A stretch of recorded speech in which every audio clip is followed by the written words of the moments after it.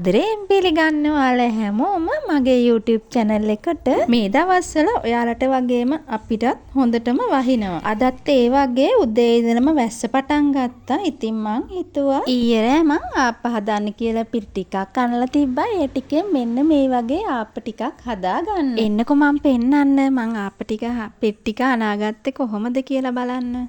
මම මේ ආප්ප ටික හදාගන්නේ හාල් පිටි වලින් විතරයි. මේ හාල් පිටියකට සීනි තේ හැන්දා ඊස්ට් තේ හැඳි භාගයක් ලුණු ටිකක් දාලා හොඳට අනාගත්තා. මං ඉතින් මේ පළවෙනි වතාවට තමයි මෙහෙම තෙත හාල් පිටි වලින් ආප්ප හදන්නේ. කලින් මං ආප්ප හදාගෙන තියෙනවා. ඒ හදන්නේ මං සනික ආප්ප පිටි මිශ්‍රණය කඩින් අරන් ඒක ඒ වෙලෙම හදලා තමයි ආප්ප හැදුවේ.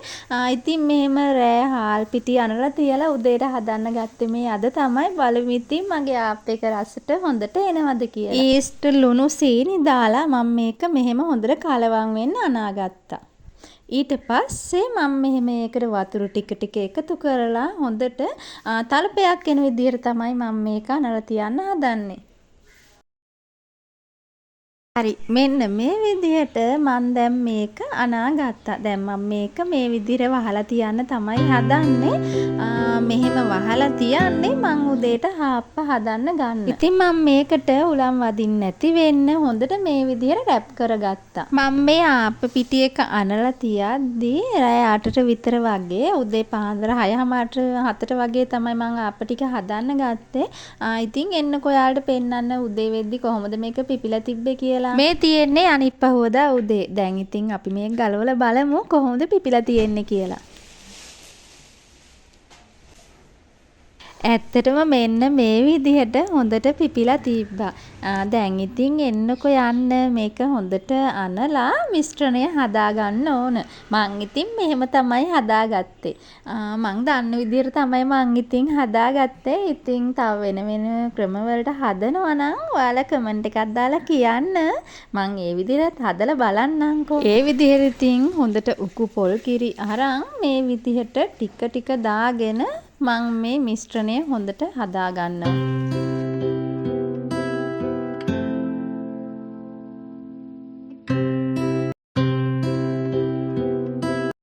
මම මෙන්න මේ ගානට හදාගෙන දැන් මම මේ බිත්තරේකුත් ඒකට එකතු කරගන්නවා. ඒකත් එකතු කරලා හොඳට කලවම් කරගත්තා. බිත්තර ඉතින් දාන්නම අවශ්‍ය කියලා එකක් නෑ. මං ඉතින් නිකන් රසත් වැඩි වෙනවනේ. ඒ නිසා බිත්තරේකුත් දාලා හොඳට මේ විදිහට කලවම් කරගත්තා.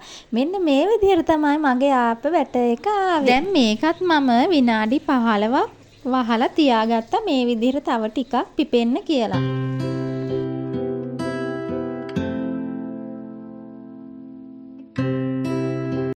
හරි දැන් ඉතින් මේ විදිහට හදාගත්ත ආප්ප බැට එකෙන් මම දැන් ආප්ප ටික හදාගන්න තමයි යන්නේ. මේ විදිහට රෙදි කෑල්ලක තෙල් තවරලා දැන් මම මේ තාච්චියේ හොඳට තෙල් ගා ගන්නවා. දැන් ඉතින් මං ආප්ප ටික හදාගන්න තමයි යන්නේ. බලන්නකො මං ආප්ප හදාගත්ත විදිහ. ඉතින් මෙන්න මේ ආප්ප තාච්චිය මං අලුතින්නේ ගත්තේ. මං කලින් ආප්ප හැදුවේ නන් ස්ටික් එකක. ඔයාලා කවුරුත් දන්නවා ඉතින් නන් ස්ටික් කියන්නේ හොඳින් ගැලවෙනවා. ඒකේ ආප්ප ඇලෙන්නේ නැහැ. ඉක්මනට ගැලවෙනවා. ඒ වගේනේ. ඒ වුණාට ආප්පේ ක්‍රිස්පි ගතිය අඩුයි. ඒ හින්දා ඉතින් මං හිතුවා මං ආප්ප තාච්චියක් ගන්න ඕන කියලා. ඊට පස්සේ තමයි මම මෙන්න මේ ආප්ප තාච්චිය ගත්තේ. ඒ වුණාට මේකේ ආප්ප ගැලවුනේ නෑ. මුලින් මට එපාම වුණා. ඊට පස්සේ අන්තිම නම් ආප්ප ටික හදාගන්නේ කොහොමත් මේකේ හදන්න ඇවිල්ලා නන් ස්ටික් එකේම තමයි.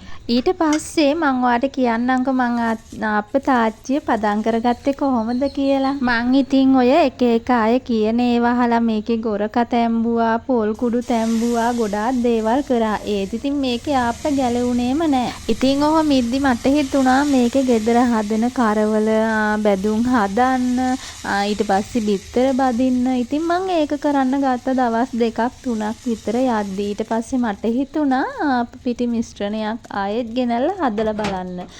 ඊට පස්සේ හදද්දි තමයි ආප්ප මේකේ හොඳට ගැලවුනේ. ඉතින් මං දැන් ආප්ප ටික හදාගෙන ඉවරයි. මං බිත්තර ආප්පයි සුදු ආප්පයි මෙන්න මේ විදිහට තමයි හදාගත්තේ. ඔයාලත් ඉතින් ආප්ප හදනවා නම් මේ වගේ තාච්චියක මුලින්ම ගෙනල්ලා කරවල බැදුම් බිත්තර බැදුම් වගේ හදන්න. එතකොට නිකම්ම මේක ගැලවෙනවා. දැන් නම් ඉතින් නන් ස්ටික් එකකටත් වැඩි ඉක්මනින් මගේ ආප්ප තාච්චිය ගැලවෙනවා. ඉන්දින් මෙන්න මේ විදිහට ආප්ප ටිකත් හදලා ඉවර වෙලා මං දැන් මේ යන්නේ මගේ රෝස පාල් පැල ටික පෙන්නන්න ඔයාලට. දැන් ඉතින් මේ වැහැලා පායලා තියෙන්නේ. මට හිතුණා ඉතින් මෙන්න මේ වගේ පොකුරු රෝස ඉල්ලපු අයට රෝස මල් පැල ටිකක් මේ සැරේත් හදලා දෙන්න ඕන කියලා. කලින් මේ වගේ පොකුරු රෝස එක හදපු එක දැන් ඉවරයි. පැල 20ක් වගේ තිබ්බා. ඉතින් අලුතින් ඉල්ලන අයට තමයි මං දැන් මේවා හිටවන්න හදන්නේ. මෙන්න මේ විදිහට තමයි මම රෝස මල් හිටව ගන්නෙ. මුලින්ම මම කෝමාරිකා ටිකකුත් ගාගෙන තමයි හිටව ගන්නෙ. ඒතකොට ඉතින් මුල් අදින එක ඉක්මන් කරනවා.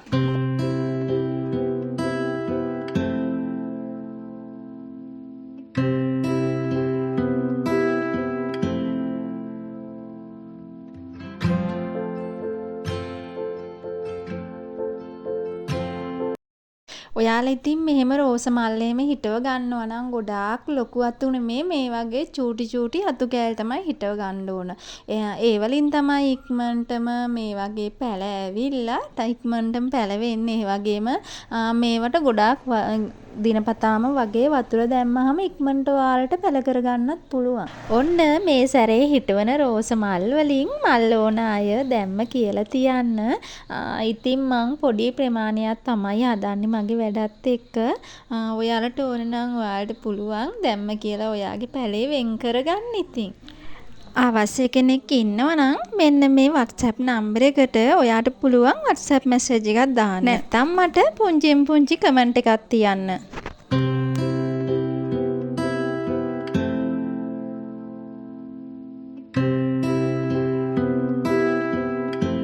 මෙන්න මේ විදිහට හිටවලා හොඳට තද කරන්න ඕන. මේක හෙලවෙන්නේ නැති විදිහට හෙලෙවුවොත් එහෙනම් මේකේ මුල් අදින්නේ නැහැ. ඉතින් මෙන්න මේ විදිහට මම මේ ඔක්කොම ටික මෙතන හිටව ගන්නවා. රෝස විතරක් නෙමේ මම මේ කවරවල බෝගන්විලත් හිටවලා තියන්නේ.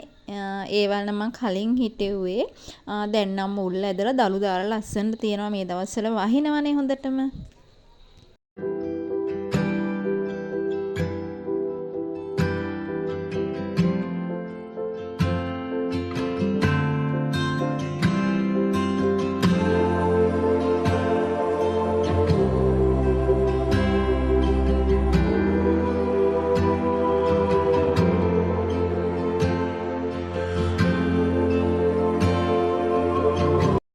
හරි මම දැන් ඉතින් මගේ රෝස පැල ටික ඔක්කොම හිටවගෙන ඉවරයි. මම ඔක්කොම මෙතන 10ක් හිටවලා තියෙනවා. ඉතින් මේ විදිහට තමයි චූටි කෑලි අරන් තමයි මම හිටව ගත්තේ. මේ මම කලින් හිටවලා තිබ්බ බෝගන්විලා. දැන් ඒවල දළු දාලා ලස්සනට තියෙනවා. මේ තියෙන්නේ දැන් මම දවස් 4ක් විතර වෙනවා මේක හිටවලා. මේ දළු දාගෙන එනවා ඒකේ ලස්සනට. මම උරට තිබ්බ නිසා මම නිකන් මේ පැල ටික මෙහෙම හිටව ගත්තේ. මෙහෙම ලස්සනට දළු දාලා තියෙනවා ඉතින්. මෙහෙම ඉතින් ලස්සනට පැලවිලා දළු දාගෙන එද්දී මේ දැල්ලෙම මේ වගේ ලස්සන රෝස මල් ටිකක් හැදෙනවා මේකේ මාස 2කමාරක් 3ක් යනකොට. ඉතින් මේ තියෙන්නේ මේ සැරේ වැස්සට දළු දාලා ලස්සනට හැදුන රෝස මල්.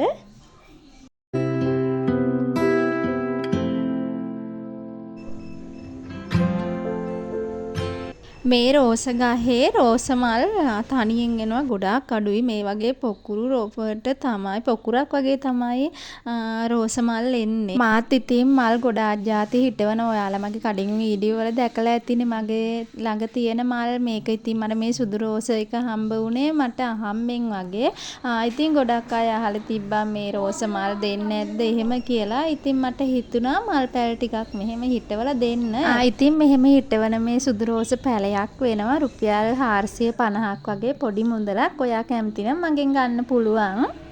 ඉතින් මම ආදරයෙන් මතක් කරනවා මේ වීඩියෝ එක බලන ඔයා තාම මාව subscribe කරලා නැත්නම් මාව subscribe කරන් යන්න. ඒ වගේම දැනටමත් මාව subscribe කරලා මට comment කරන like කරන ඔයාලට මම ගොඩක් ආදරේ. හැමදාම මේ විදිහට මගෙත් එක්කම ඉන්න කියලා මම ආදරයෙන් ඉල්ලනවා. එහෙනම් ඉතින් ආයෙත් වීඩියෝ එකක් අරන් එනකන් හැමෝම සතුටින් පරිස්සමින් ආදරයෙන් ඉන්න. ගිහින් එන්නම්. bye.